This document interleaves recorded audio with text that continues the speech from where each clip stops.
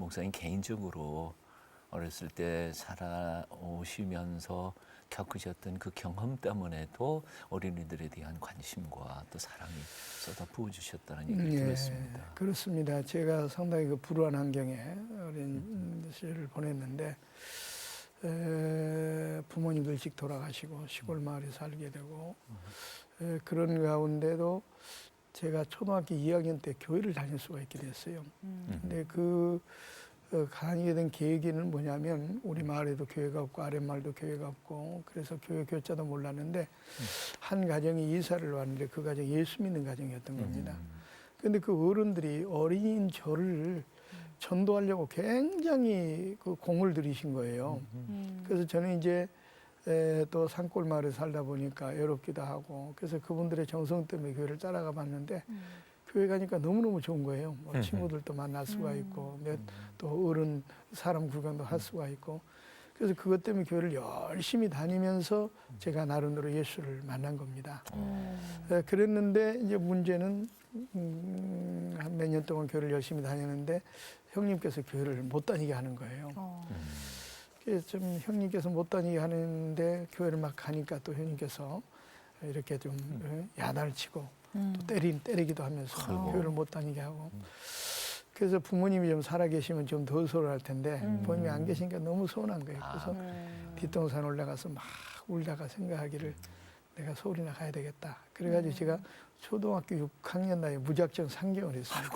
예. 그러니까 어떻게 보면 청교도 같으네요. 예. 살 믿으려고 하는. 서울이 어떻게 생긴지도 모르는 그런 상황에서 무작정 상경을 해가지고 서울역에 왔는데 뭐 갈 바를 모르고 온 그런 상황이니까 그때마다 서울역에 깡패들이 좀 득실거리는 그런 세상이었는데 촌에서 온 촌놈을 가면 둘 리가 없죠. 그래서 깡패들에게 붙잡혀 가가지고 깡패 속으로 해요. 제가 끌려가게 된 겁니다. 아무 연고 없는데 그냥 무작정 오셨어요. 네, 그렇습니다. 예. 그때만 해도 많이들 그랬습니다. 시골에서 서울에 무조건 이렇게 막 무작정 상경하는 그런 일들이 많았죠. 그래서 그랬는데 이제 거기에 끌려가가지고 이제 뭐 구두닦이 생활도 하고 또 어떤 분의 도움을 받아가지고 한 6개월 만에 이제 거기서 탈출해 나와가지고 6개월 동안에 하여튼 거기에서 고생 죽도록 하셨네요. 아 그렇죠. 예. 뭐 사실은 이제 거기서 고생한 것보다도 중학교, 고등학교 시절에 더 많은 고생을 했습니다.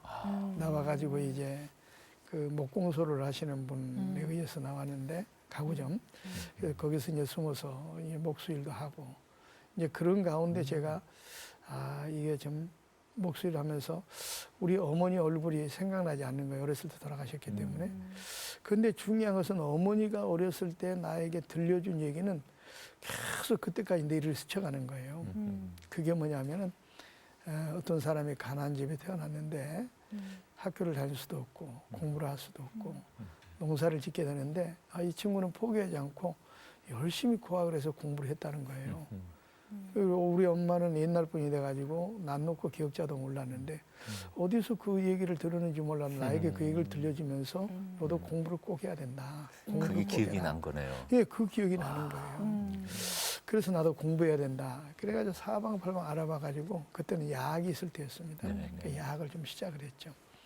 목공장이 되어 낮에는 일하고. 낮에 일하고 목공소에서. 근데 야학을 하다 보니까 참 너무 힘든 거예요. 왜냐하면 낮에 일하고 밤에 공부한다는 게 얼마나 힘들겠습니까? 근데 그거는 그래도 참겠는데 그 참들이 핍박이 이루 말할 수 없어요. 왜? 먼저 퇴근한다고 때리고 또 조그만 놈이라고 때리고 촌에 샀다고 촌놈이라고 때리고 또 내가 또 고향이 전라도라고 그래가지고 뭐 전라도서 왔다고 뭐 따블백 깽깽이 하와이 뭐 이상한 말을 써가면서 때리고 그때 제가 좀 많이 맞았어요. 공부는 해야 되겠고 그래서 뛰쳐나왔습니다. 그래서 서울 한복판에 뛰쳐나오니까 갈 데가 어디 있습니까? 그래서 저는 중학교, 고등학교 다니는 동안에 굉장히 많은 고생을 했어요. 요즘에 도서관 시설이 참 좋지만 그때는 뭐 딱딱한 세면바닥에 딱딱한 의자, 딱딱한 책상 뭐 이런 시설로 된 도서관인데 거기서 이제 자면서 생활하면서 이제 학교를 들어가게 됐고 또 학교를 들어가다 보니까 어떻게 합니까? 아르바이트 해야 되잖아요. 그래서 저는 학교만 끝나면은 아르바이트였습니다. 뭐 했냐면 뭐 장춘남 공원에 가가지고 아이스케이크 얼음 과자 하드도 타고 뭐 안 해본 거 없어요. 그래서 중학교, 고등학교 다니는 동안에 굉장히 제가 많은 고생을 하면서 그 공부를 했어요. 그 이유는 뭐냐면 어렸을 때 우리 어머니가 들려준 그 영양 이걸 제가 깨닫게 됐고 또 그런 밑바닥 생활을 하다 보니까 얼마나 유혹의 손길들이 많았겠어요. 그렇죠. 근데 유혹을 넘어가지 않고 그래도 믿음을 지켜서 또 신학을 제가 공부하게 되지 않습니까? 그래서 제가 느낀 게 바로 그거였습니다. 아, 신학을 딱 공부하면서 느낀 게 만약에 내가 어렸을 때 그 복음을 받지 않았고 교회를 다니지 않았다고 한다면 내가 어떻게 됐을까 생각하니까 아찔한 거예요. 그래서 저는 야, 내가 목사가 된다면 어린 영혼들에게 복음을 전해서 그 영혼만 구원하는 것이 아니라 그 일생까지 구원하는 나 같은 사람들이 정말 복음을 받아서 이와 같이 하나님 안에서 살고 또 복된 삶을 살도록 하기 위해서는 어린 학생들에게 복음을 전해야 되겠다. 그래서 제가 사실은 그 어린이 사역을 비전을 갖게 됐고 신학교 다니면서부터 그래서 저는 어린이들에게 열심히 전도했습니다. 그래서 이제 신학교를 졸업하고 목사가 돼서도 교회를 개척할 때 그래서 나는 어른 목회보다는 어린이 목회를 해야 되겠다 생각해서 어린이 교회로 교회를 그렇게 개척하게 된 것입니다. 어린 생명의 그 구원의 중요성을 정말 뼈저리게 느끼시고 아이들에게 전해주고 계신데 상처받은 아이들에게 어떤 신앙관을 심어주면 좋을지 그렇습니다. 사실 요즘 어린 영혼들이 저는 영적으로 강도를 만났다고 생각합니다. 그러니까 누군가 그걸 찾아가서 상처를 싸매주고 구원해줘야 할 텐데 누가 뭐 10장에 나타난 그 예루살렘 여리고로 가다 강도 만난 사람처럼 쓰러져 있는데 제사장이라는 사람도 그냥 지나가고 레인도 그냥 지나가지 않았습니까? 오늘날 우리 교회가 정말 상처받은 영혼을 찾아가서 상처를 싸매줘야 되는데 그러지 못하는 것 같아요. 그래서 제가 볼 때는 그것을 치유할 수 있는 것은 뭐 다른 어떤 방법이 없고 하나님 말씀을 통해서 그것을 치유해야 된다고 저는 그렇게 생각합니다. 그래서 교회가 나서서 그들을 찾아가서 그들의 상처를 싸매주고 그들을 일으켜주지 않는다면 세상에 그 어떤 것도 그것이 치유받을 수 있는 것은 없지 않는가. 그래서 우리 교회가 나서서 그런 부분들에 좀 관심을 가지고 하지 않으면 앞으로 한국 교회도 소망이 없고 오늘 그 청소년들의 미래가 상당히 암담하지 않겠나 저는 그렇게 좀 생각하고 있습니다. 한 가지 궁금한 게요. 말씀 듣다가 보니까 교회가 관심을 가지고 그들에게 상처받은 그들을 도와야 되는데 노력해야 되는데 사실 궁금한 건 어떻게 노력해? 아마 그 노력해야 되는가는 의무감은 다 누구든지 가지고 네. 있으리라고 생각하는데 목사님과 그 꽃동산교회에서는 특별히 어떻게 노력하고 계시는지. 예를 든다면 이제 한 가지 예를 든다면 지금 사회적인 문제가 되고 있는 것 중에 하나가 뭐냐면 사실이 맞벌이 부부들 때문에 애들을 학교를 갔다 오면은 그냥 방치해두다 보니까 거기서 많은 애들이 탈선이 나타납니다. 왜냐하면 여러 가지 집에 혼자 있다 보니까 인터넷 사이트, 좋지 못한 사이트에 들어가 가지고 그런 어떤 음란물을 본다든지 그러다 보니까 애들이 굉장히 이제 그런 어떤 충격적인 사건을 위해서 탈선하게 되고 문제들이 많지 않습니까? 그리고 또 여러 가지 그 왕따를 당한다든지 학교 폭력에 또 연루된다든지 이런 문제가 있어서 이 교회가 나서서 제가 볼 때는 어떻게 하냐면 저희 교회 같은 경우는 학교가 끝나면은 방과 후 학교를 통해 가지고 교회로 정말 끌어들여서 그들에게 이제 거기서 말씀도 가르치고 숙제 지도도 하고 학과 공부도 지도하면서 철저하게 그래서 신앙으로 이렇게 케어를 합니다. 그렇게 하고 부모들이 퇴근하면 집에 이렇게 데려다주고 이런 제가 볼 때는 한국 교회 전체가 이런 프로그램을 가지고 한다고 하면은 아마 청소년 범죄를 갖다가 막는 아주 상당히 좋은 하나의 방법이 될 수가 있고요. 이런 시스템을 마련해 가지고 교회가 다가가 가지고 이렇게 해야 된다고 생각하고요. 또 한 가지는 지금 주일날 하고 있는 모든 프로그램들도 보면은 사실은 물론 어떤 애들이기 때문에 거기에 대한 뭐 전문적인 기술도 필요하고 뭐 방법도 필요하겠지만은 사실은 세상적인 어떤 흥미 위주의 프로그램이나 이런 거 가지고는 우리가 따라갈 수가 없습니다. 그렇죠.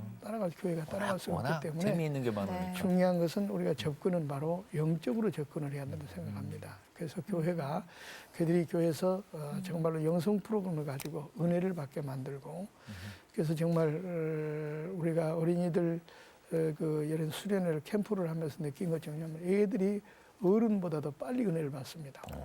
수천 명 모아놓고 집회를 하다 보면 애들이 막 정말 눈물 흘리며 통에 잡았고 기도하다가 막 방언의 은사도 받고 이렇게 영적으로 체험하면 절대로 탈선하지 않거든요. 주님 떠나지 않습니다. 그래서 교회가 이제 그런 프로그램을 가지고 접촉을 해야지 어떤 세상적인 기술이나 방법이나 뭐 흥미주의 이런 것 가지고는 한계가 있지 않겠는가. 그래서 제가 볼 때는 접촉하는데 그런 어떤 방법을 가지고 접촉점을 찾아가지고 그들의 상처를 치유하고 변화시키는 그런 것들을 우리 교회가 해야 되지 않겠는가.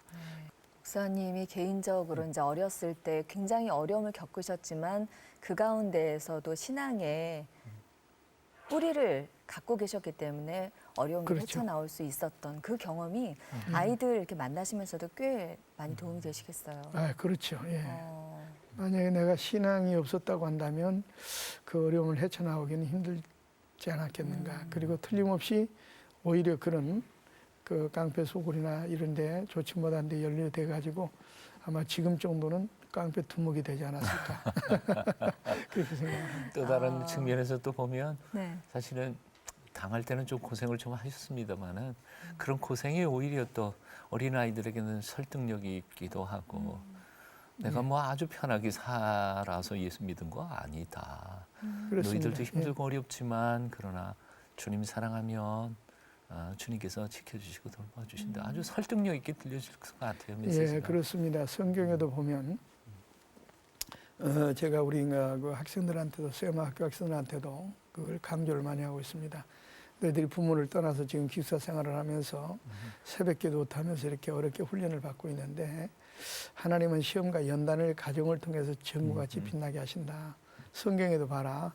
그 시대에 훌륭하게 쓰임받은 사람들 보면은 그런 어떤 연단의 과정이 없는 사람이 한 사람도 없다. 모세도 그렇고 다윗도 그렇고 요셉도 그렇고 다니엘도 그렇고 그 시대에 하나님께 훌륭하게 쓰임받았던 사람들 보면은 전부 다 철저하게 그 훈련의 과정을 통해서 그 다음에 하나님께서 훈련된 사람을 통해서 당신의 뜻을 이루셨다.